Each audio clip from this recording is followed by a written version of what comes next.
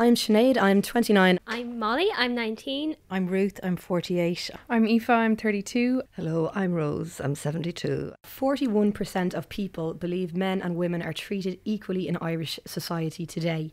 How do you feel about how women are treated in Irish society? Any takers? That's a loaded question. Will I just start off to give, Sure. because I'm a bit of a mouth anyway. Yes, I'm a lot better than they were when I was a young woman. How do you mean, what would have changed, do you Oh, a lot. Attitudes haven't completely changed. And I must say the worst sinners are men of my own generation still. But then it's hard to change a leopard's spot, and that isn't condoning them at all, at all. That said, I think it's hard for young men today, and I've thought this for a long time. Their role and their place is so confusing nowadays. And I think a lot of men try to assert themselves by still being the man and clinging on to something. But I don't think there's equal pay for equal work. I think a lot of women aren't seen. Is that because they don't put themselves Yeah, forward? I think a lot of women think that it's... they've proven that mixed schools don't work. Eve, I'm sure you've read about all of this. Because young women, especially going into university, they sort of unconsciously hold themselves back so that the boys won't be shamed, the young men won't be, and all that. It's also, I think, we exaggerate the great social differences because so much of it is biological. Mm-hmm. And women are just programmed to be producing children and nurturing them and saving them and keeping the species going. Well, that's what I often wonder is, you know, we talk a lot about women not making it to the top, and there's part of me that wonders, men maybe are naturally more ambitious, and if women aren't to the top, we look at social boundaries. Why are women not getting to the top, and why are we not allowing women to get to the top? But I think actually it reflects that women have great freedom to choose to pursue ambition or not, whereas men often have no choice but to continue to progress. And I there are boundaries, I have no doubt, but I think an amount of it is certainly biological. Yeah. As you said, there are differences, and I'm grateful personally that I can choose to be ambitious or not be ambitious. Yeah, I agree with you. But that taken into account, we still have a lot of work to do, because women who are ambitious and who do want to get there are very often stymied, especially in things like politics and finance. Absolutely. I always think it's very interesting the way you hear people speak about women who might be more forthcoming with their opinion. We'll say, if you ever hear them described by men, you hear these phrases like, she's a force of nature, or, you know, she's very... they say it's ambitious, but it's in a bad way, do you know what I mean? It's almost like it's a negative trait in a woman to be ambitious. That's what I found. And she's strident if she makes her These voice kind of heard. phrases, you never hear She's a man described by those Never. words. I just like to say about the mixed school thing.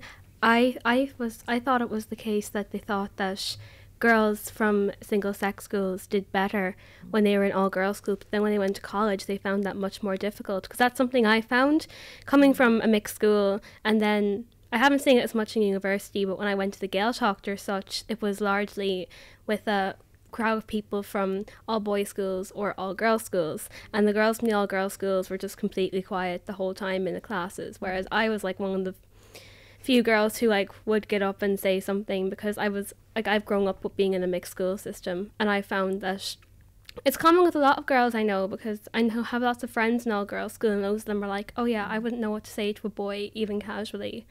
They all think it's mad. Like, they all say, yeah, I'm scared of my little brother's friends. I don't know how to talk to them. Boys are so weird. But so maybe while it suppresses women academically, socially, it actually does the opposite. From my perspective, there's a real legacy there. Like I was born and grew up in a time when women were just allowed to come back into the workplace after...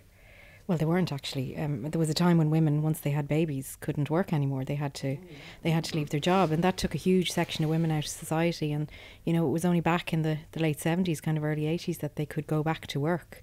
So we didn't have a huge amount of the clever, intelligent women who'd been working left in society. They had all disappeared for years, and then we've had other horrible things in our history that have taken women out of the equation, the mother and baby home. So we've a bit of catching up to do, I think, and that doesn't mean that we don't have the people to do it. I think it's just we're behind in terms of numbers and our history, I suppose. But yeah, I went to an all-girls school actually as well, and to us it was a convent school as well, so boys were like this thing to be Aliens. oh my god, it was like They still kind of To are keep your aliens. distance from. no, but we were, you know, it was very much, you know, we were protected, and you know, it was ridiculous really. And so then when we did have very, very rare occasions where we got together, it was like we were let out, you know, we didn't know how to behave or react.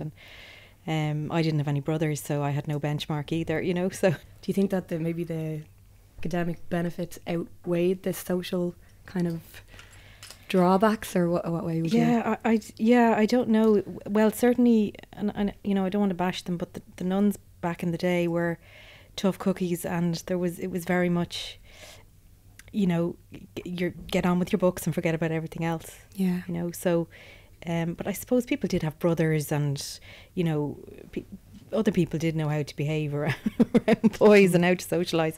I didn't. Ruth, I had no sister. I had no brothers either. I have all sisters. So maybe it's a commonality. If you don't have, I had no close male relatives or friends on the street, and then no boys in school. So that might be maybe an influencing factor. If you have brothers and brothers' friends around, it mightn't be quite the same.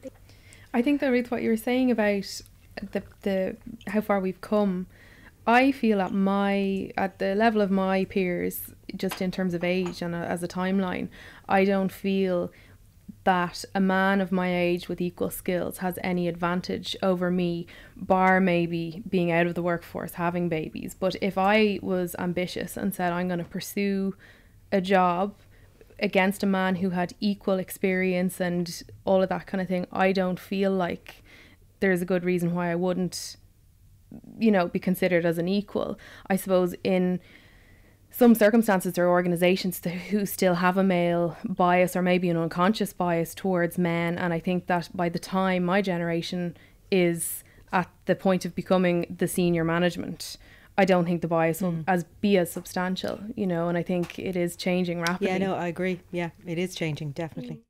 90% of people believe that there is societal pressure on men for home improvement and fixing things within the home. 74% of people believe there's a societal pressure on women to take care of household duties and chores, including management of household finances. This reminds me of a girl I know who was at her boyfriend's house one day, and she was the boyfriend's. They've only been going out for a couple of months or something, but the boyfriend's mother just asked her for help doing some of the laundry or something, and said to her, "This is good practice for you when you and him get married." That's an old chestnut, Molly. It's been around a long time. I got the impression. I think it's a really contentious issue, but I can only speak from personal experience. And in my house, my husband is the breadwinner and he spends his most hours in work. I choose to work less and spend time at home with my children, which means naturally I do more of the household chores. Now, he still contributes when he's there, and when he's there, it's 50-50 or, you know, hopefully close enough to 50-50, he contributes.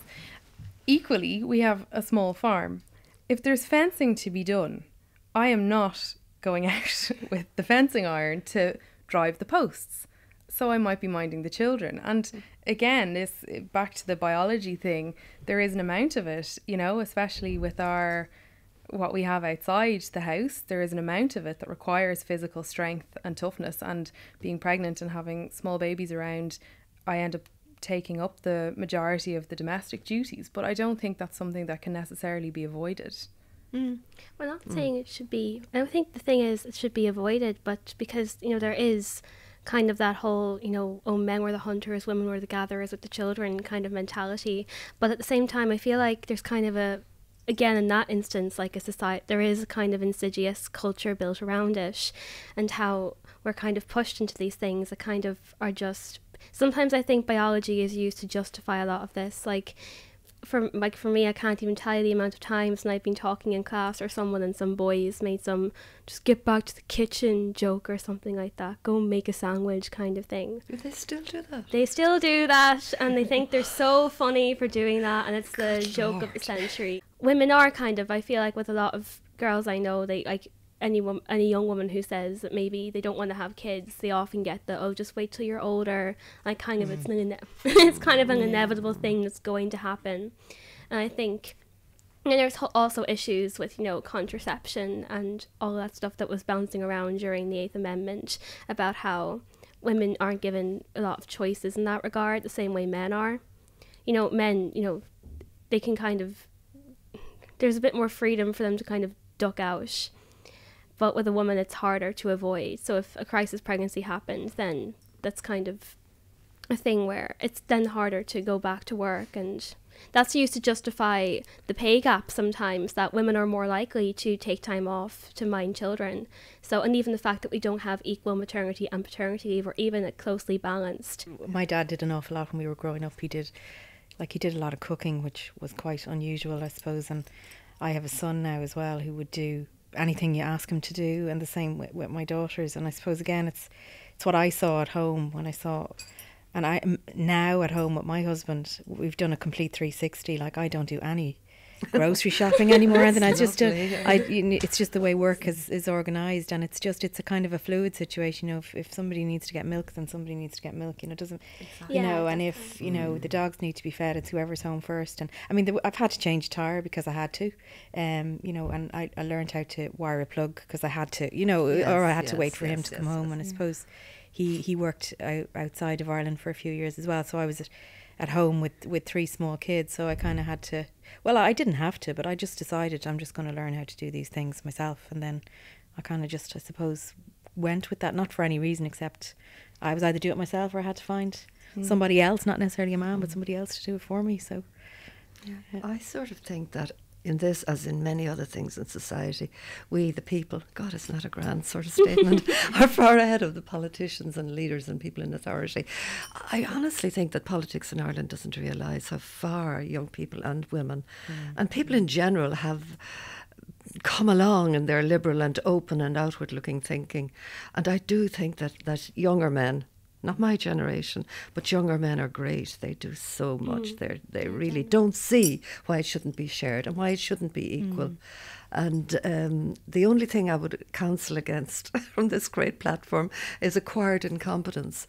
I mean, if you let a man think that he can't wash the dishes because he's going to break one, Jesus, don't ever go there. Or did You'll be washing the dishes. The Irish mammy has kind of a lot, though, as well, to answer for. Well, as an Irish mammy, let me defend the Irish mammy here. Let's not get into that. But there is. Some Irish mammies kind of. You know, they've created a monster. So in my household, I got married this year. Myself and my husband both work. We earn the same. We're out of the house for about the same time. So it is quite shared in what we do.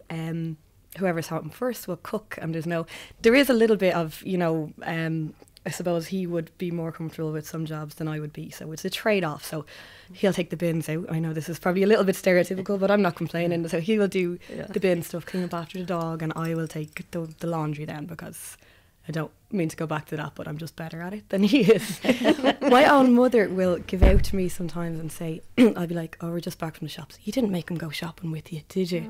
You know? This is, but that was her generation. Yeah, and even when we were growing up, I have to say, my brothers weren't expected to ever do the dishes, but me and my sister were, and it used to grate on me. But I think that so I think I've made a conscious effort to be like, it's not going to be like that in my house. They might have broken something. Yes, damaged themselves. They can buy another one then. I would feel almost more sorry for men that want to be at home and pursue domestic roles, because I think they have a bigger challenge in asserting that right for if that's what they choose. I think it's quite hard on men, and I think they probably would be looked down upon by their peers more than we would. If we decide to be at home, I think most of our peers would support us or, you know, champion it in some way or another. But, you know, I think for men it's a harder thing to do. Yeah. Like, he didn't make it, he wasn't good enough to make it. Yeah, does he not have the bringing ambition? Themselves lower. They're like lowering themselves to a woman's standards. No, I think the feminist movement, of which I myself was and am a part, was very wrong when it began, not at the beginning, but as it grew more separatist as things went on, because it's left a generation of young men not knowing what their role is in society, being very confused. Women have economic power they never had before. Things were more clear-cut for men before, and they've found for themselves no real substitute, no place of equality that they can rest in equally. And a lot of very young men are very confused, very fragile, very lonely. They feel woman is the predator, what's left for me. It's just something I do feel we need to look at for young men.